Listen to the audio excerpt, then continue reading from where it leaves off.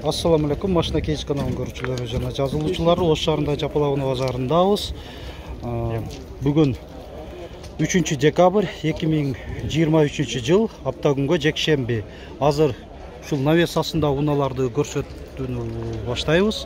Маалыматтардан биринчилерден болуп кабардар болуңуздар. Ал үчүн биздин каналыбызга подписаться баскычын басып, жанындагы коңгуроочону басып коюңуздар.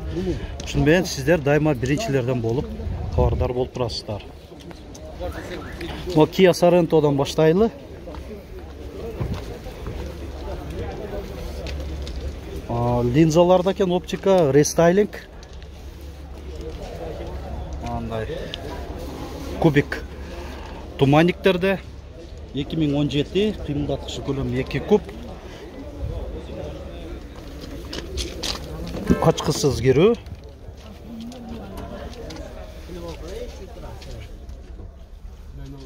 Автостоп, драйв мод. Электро жылдыргычтарда $20,000 экен. Айтылыш баасы. Андан кийин Chevrolet Cruze. Канча деп атты?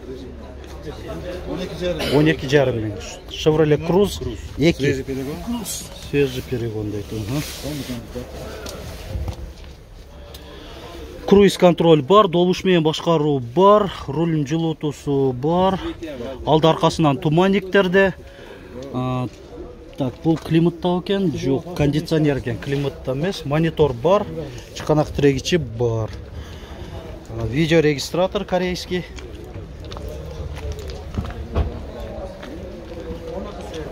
Круз экинчи кузовтагы ушундай, мына 2017 1.4 родная краска деп жазылып турат. Басы 12 дедиңерби? $12,000 берип берем дейт. Талыш номер менен деле текшерип бергенге даярбыз деп атат. Жакшы. Ана ушулбу? Hyundai Tucson 2017 1.7 дизель. Жаңы алып келинген. Мультироль, монитор бар.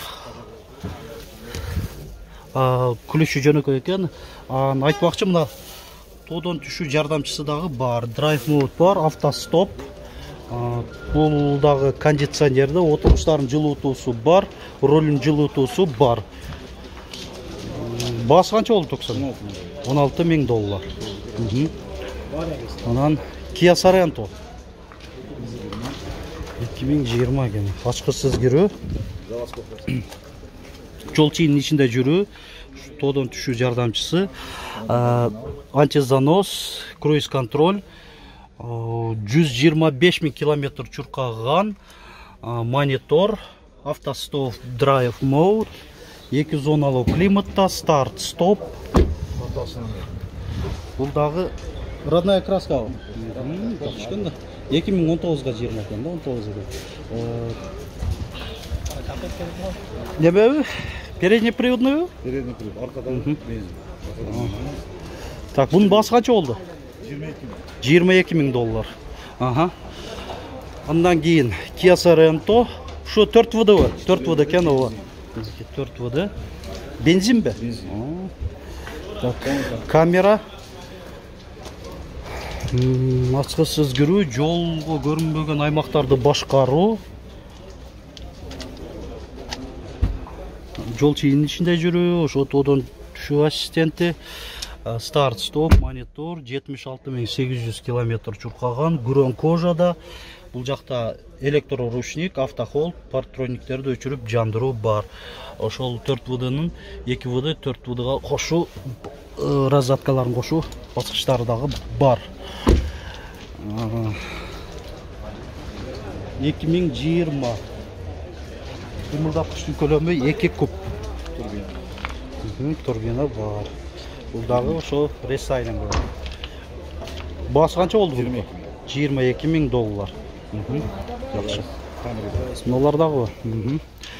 Hyundai Sonata New Rise 2017 кыймылдаткыч көлөмү 2 куб, бензин экен. О, кара түстөгүлөр көбүнчөсү бензинде болот. Булар такси болгон эмес да? Жок, родной такси. Электро көтөргүчтөр, круиз контроль бар, добуш менен башкаруу бар, драйв мод. Алдыңкы отуруштардын жылытуусу бар, рулдун жылытуусу бар, 2 зоналуу климатта, ионизация воздуха дагы бар экен. 117 000 километр чуркаган. Басы канча? 16 000 доллар. Анан Toyota Camry Кореядан алып келинген гибрид 70 кузовта.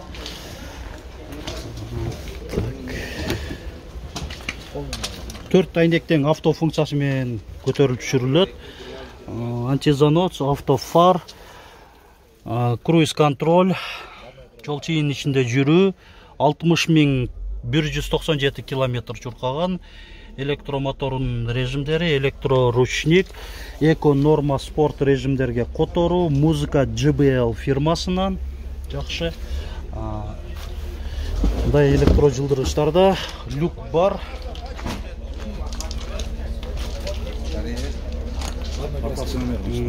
Алды аркасынан санарлар бар. 2021 25. Басы канча болду экен? 30 000 доллар. Бул да родная краска экен, а? Жакшы. Kia K5 2017, кыймылдаткычтын көлөмү 2 куб, заводской газ. Партрониктер, камера бар, дөңгөлөктөрү жайкы. Ушунда куюлган жистерде. Монитор, планшет коюлган экен, жакшы. Анда Android кармайт, монитор. Кондиционер, эко режимдерге которуу жана айдоочунда отуруштарында 3 позицияда жылытуу бар. Басы канча болду эми? 13 000 доллар. Hyundai Grandeur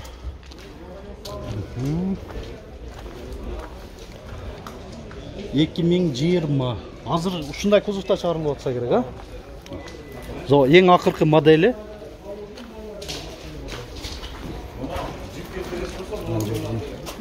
Бензинби же газбы? Гибрид. Гибрид, бензин гибридовый экен да, жакшы экен да сон. Көзгө көрүнбөгөн аймактарды башкаруу. Люк жок экен, а? Люк жок. Ичи чындап эле бизнес класстагыдай. Адаптивдүү круиз контроль 97 972 километр чуркаган. Коробканын селекторлору ушул баскычтар менен башкарылат. Климаты 3 зоналуу болуш керек кеминде, отуруштардын жылытуусу бар, драйв мод, камераны кошуу, жол чыйын ичинде жүрүү, электро отуруштар, жакшы сон. Басы канча болду? Срочный басы 26 000 берет. Тез арада 26 000 долларга бере берем болду. Жакшы.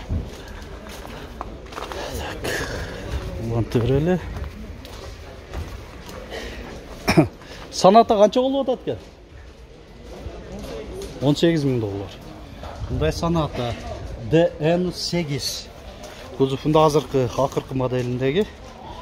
Алдынан сонарлар бар, LED оптикаларда. Түнү дагы да дайыма эле кайталай берем. Аябай сон жанат ушул Санатаныкы подсветкалары. Көзгө көрүнбөгөн аймактары башкары бар, отуруштардын 2 режимде памяти бар, круиз контроль, монитор, ошо баскыч аркылуу селектор передачалары, коробканыкы, драйв мод, парктрониктерди өчүрүп жандыруу, автохолд. Басын канча дедиңер? 18 000? 18 000 доллар. Бензин болуп калабы? Же газбы? Газбы? Комплектация жакшы экен. Камера бар. Силерденби? Ва алейкум ассалам. Канча деп атасыңар? Бул Avante 6 рестайлинг. 14 500 доллар. 2018. Видеорегистратор бар. Бензин, а? Так, кондиционер, отырыштарын жылытуысы бар, рулін жылытуысы бар, драйв мод, монитор жоқ екенде.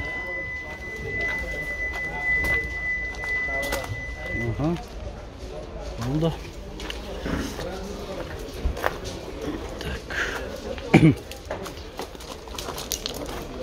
Hyundai Avante 7-ші муындағы қанша болып жатады бұл? 17,5 мың доллар. 2020 1.6 бензин. Шул ақырқы кузовы. Қазір шундай модельде шығып жатады. Музыка Bose фирмасынан жол чейіннің ішінде жүру, анан кейін мына көрдіңіздер, шунысы қоз шыққан. Сплошной панель, адаптивді круиз контроль, камера, драйв мод.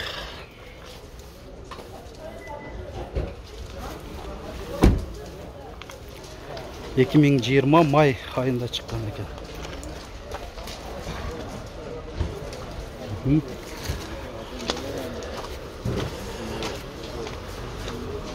Көбінше ошол Корея уналары ақырқы уақыттары көп келіп отат. Stinger. Kia Stinger.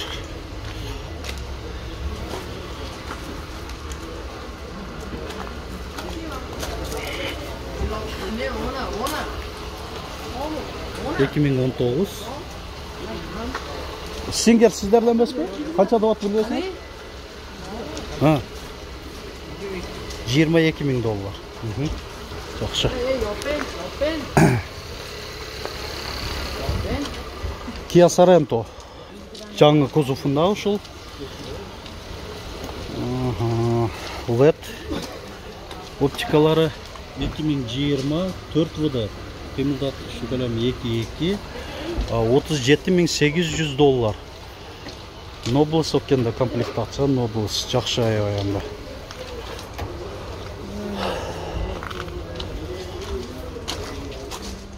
Бұл жақта немет суналарын өтсек, BMW, бұл 5-ші серия болуш керек. 2020 қимылдатқыш көлемі 2 куб, турбо 38.500 доллар. 13.000 километрлі чукаған.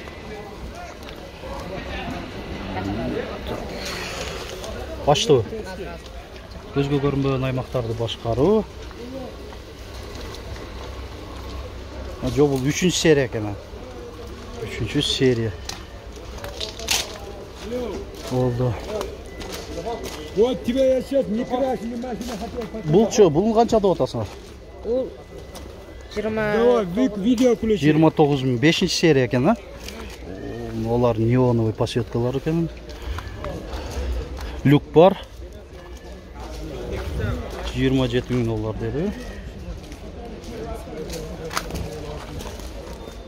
2018. Қимылдатқышын көлемі 2 куб.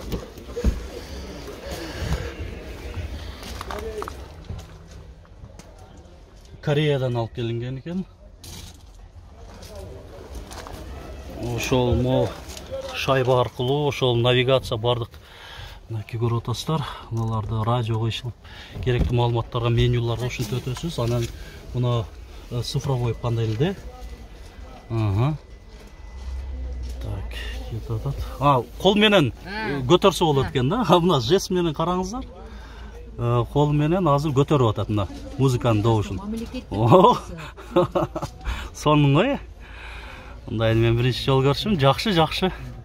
Жест менен мына могул жерде да колдун сызыгы турат. Айландырсаңыздар, аяка бияка которулу берет деген мааниде экен. Эле колун айландырып эле менин жаныма келип айландырып баштады десе. Жакшы, сонун экен да. Сонун экен мына. 27 мың дедиңер, 29 мың да. 29 мың болды. Жақшы. Так, Kia Seltos да сұрап қойылшы. Kia Seltos 2020 1.6 бензин. Қаншада отасыздар? 24 мың доллар.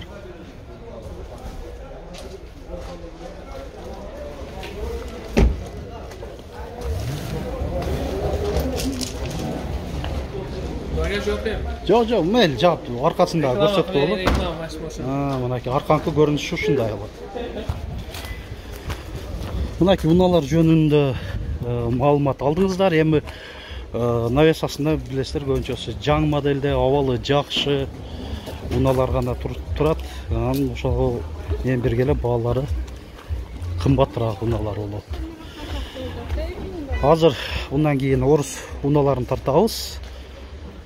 Өзүнчө бөлөк видео кылып, чогуу ошол видеобузда көрүңүздөр демекчимин.